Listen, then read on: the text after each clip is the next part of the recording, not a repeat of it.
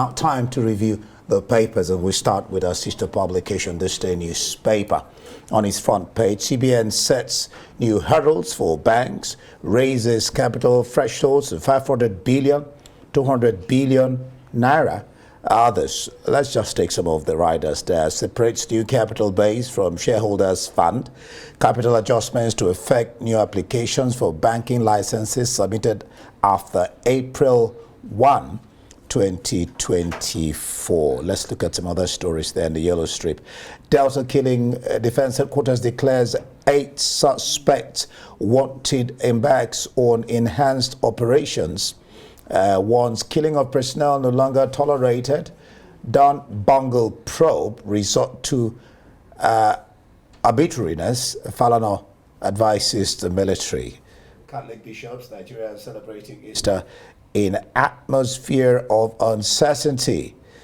Buhari, Sanwo-Olu, Fubara, others greet Tinubu at 72. All right. Plans, FG plans liaising with CBN to prioritize forex allocation to boost power generation. Very important. That's for this day.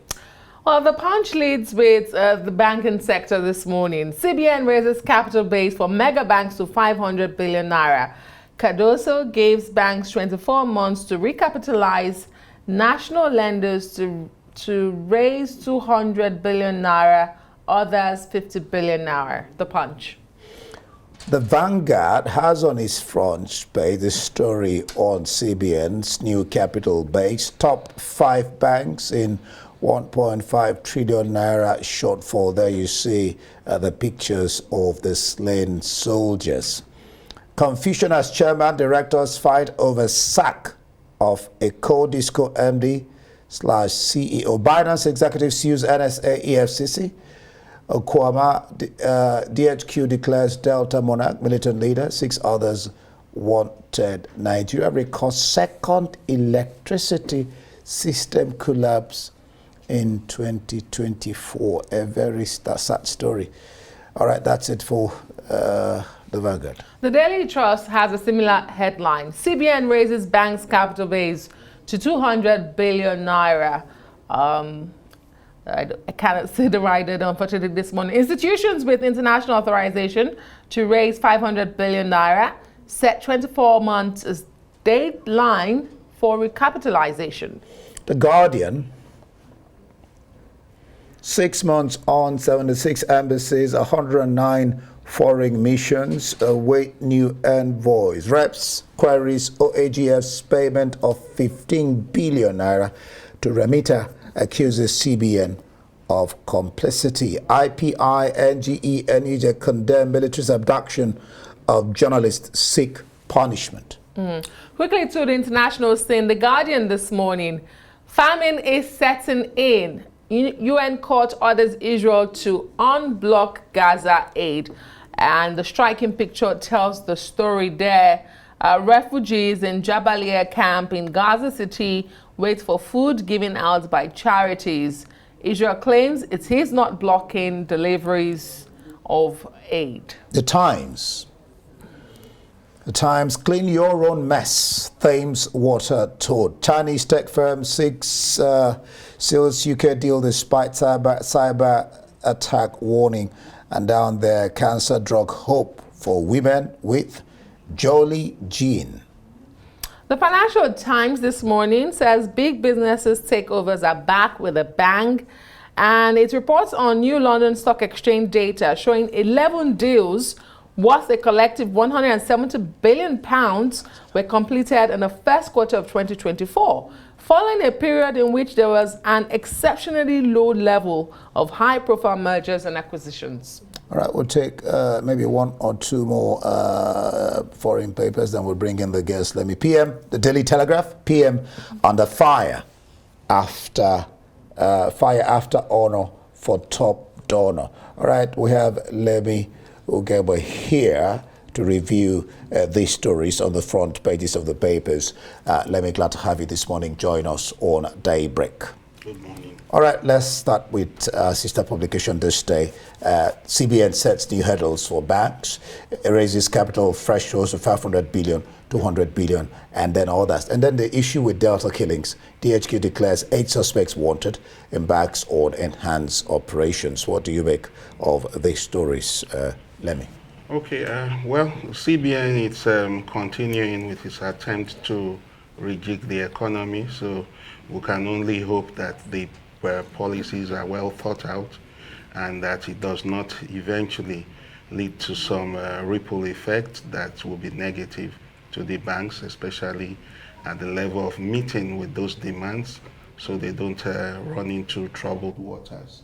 The Delta killings would go along with the story of the editor, Segun Latunji, also, because the military is in the eye of the storm also in that story. It's just been released.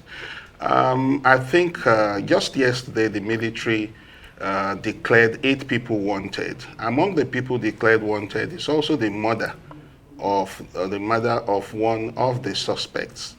And we know that in law, you cannot be talking about vicarious liability, especially for people who are adults. You can't hold me responsible for the misdemeanor of any of my adult children, you know.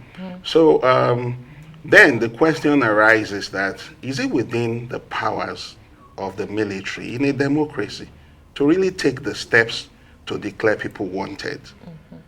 The Constitution of Nigeria, 1999, as amended,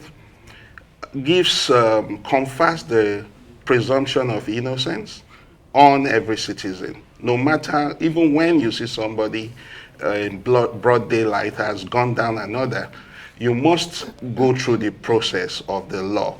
And the military, as much as we have sympathized with the slaying of officers and men of the military, it's high time that we told the president and commander-in-chief that we can't wish away certain news developing from that territory, because, of course, it's said not to be a communal clash, as has been purported by the military, that they say they went on a peacekeeping mission and all that. If anything, communities, including one of the boys declared wanted, in his video, we can't wish away that video. In the video, he was accusing some of the contractors in Niger Delta of being the power brokers fighting over oil wells that caused the masterminding of this crisis. And we can't wish it away. We do not want our soldiers killed. Nothing will justify that act, because if there's an illegality, you take steps to correct it. So it's important that we call on the military to know that in a democracy, they must work with the police. The police is the one who will go to court and seek the leave of the court to declare people wanted. They cannot be arbitrary. It's obnoxious to act like that in a democratic regime. And that's the same thing the military did to the journalist, the editor, Segun Latunji, which the military went in a Gestapo manner, blindfolded him, handcuffed him, carried him in a plane, took him from Lagos to Abuja, took him to the DIA underground cell, chained his legs, blindfolded him, kept him for 2 weeks, breaking his spirit. Nowhere in this world, in a democracy, can that be done. And the military is judge and jury in a case that it also has questions to answer. It's high time that the president and commander-in-chief calls on the National Human Rights Commission and constitute bodies of Nigerians, eminent Nigerians, who have nothing, no pecuniary interest to gain, to look into the real far-reaching reasons that this crisis, this tragedy happened.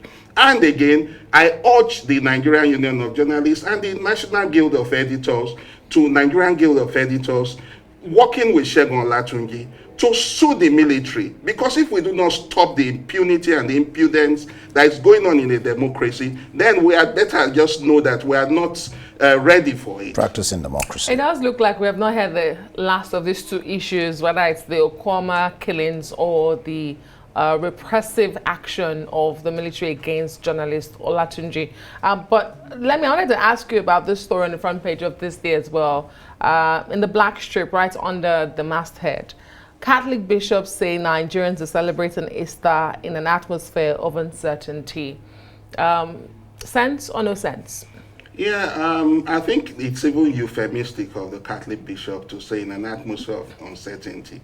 The certainty in this situation right now is the certainty of blackout, power blackout, is the certainty of poverty, is the certainty that people are going to bed hungry and waking up hungry, is the certainty of hopelessness as it is. So it's euphemistic to say we are uncertain. We are certain of our lot. We are hopeful somehow that this government can turn it around. But we want to see more than sharing the sermon of renewed hope. We want to see it indeed. It's the Easter season, the crucifixion and the resurrection of Christ, according to the Christian belief, begins today.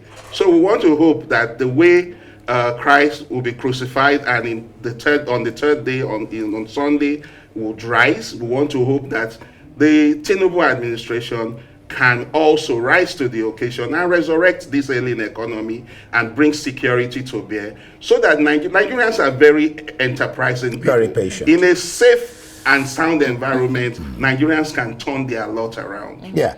Let's go to the Vanguard. Yesterday, I can't describe the anger. Sometime I just said, I think this is what the problem is. And eventually that was it. Nigeria records second electricity system collapse in 2024. What is happening? Who is counting? Who's to say that's the second one? No, I mean, it says in 2024. Yeah, but even at that. And this is where I agree with you. This is the one that is reported. My point is, we've had it so frequently, Yes. we've lost count of how many times the national grid is collapsing. Yeah, and that's the one that is being reported. Why is because that happening? Why cannot we get a hold of this? No, we can. When the country is ready, when the government is ready, they put square pegs in square holes. And when people are not ready to perform, you relieve them. Nigerians are doing exploits all over the world. There are so many Nigerians, even within, who have the capacity, but because we lead a governance system that is a governance system of reward and settlement of cronies, we will always play politics with the most important aspect of our lives. And that is why we are where we are. We could do better. We can revive it. Of course, you see what is happening in the East with the Batunagis revolution in the power sector. Remember, it's taken part in Nigeria almost 2 decades of even trying to get that to work because of the bureaucracies and the bottlenecks of people who do not want it to work. There are people who are making a lot of capital from generating sets, who have all the franchise to do all of this. So and that's why when you set up economic teams and you bring beneficiaries, capitalists into the system in an economic team, capitalists who will only look for how to protect their own interest and protect waivers that are given to them, then we are playing the ostrich and deceiving ourselves. We have to wake up. Indeed, and I think that's a good place to leave it on this Good Friday. Thank you so much, Good Lemmy, for being here. Good Friday with no light. Well, it's we can terribly, be helpful. We can be helpful. And if we can quickly throw that in, Lemmy, yesterday, it came in very late. Perhaps the papers are not able to report it. The president meeting with the traditional religious leaders yesterday did say that the administration needs collaboration with everybody. And he did, make a plea, asking them not to denigrate the country during this sermon. I wonder what your thoughts are on that very quickly before we let you go. Oh, we must call a spade a spade. The president has enough aides, enough cronies that will tell him what he wants to hear. Religious leaders, traditional leaders are meant to, in a good way, say the truth. But you know what? The truth is always bitter. If Nigerians are hungry, you do not expect the religious leaders to say Nigerians are belly full. Well, a writer says, speak the truth in love. Yeah, indeed. Speak the truth in Indeed. love. All right, we'll leave it there. Let me go. Well, thank you so much for being on the program. Thank you for having me. Follow us on Arise on X, formerly Twitter, at Arise TV.